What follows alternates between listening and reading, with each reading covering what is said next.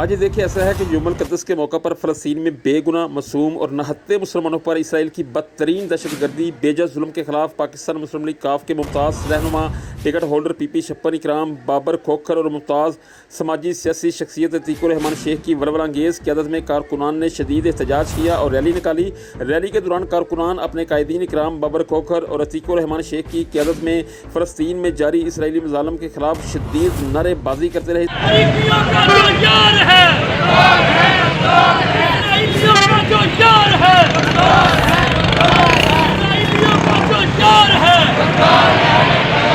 इस मौका पर पाकिस्तान मुस्लिम लीग काफ के रहनुमाओं बाबर इकराम खोखर और अतीकुर रहमान शेख का कहना था कि जहाद ही इसराइल का मुस्तकिल इलाज है। फ़लस्तीन में इसराइली मुज़ालम की शदीद मज़म्मत करते हैं और उम्मत मुसलमान से मुतालबा करते हैं कि वो नहत्ते मुसलमान बहन भाइयों की हिफाजत के लिए एक होकर इसराइल जैसे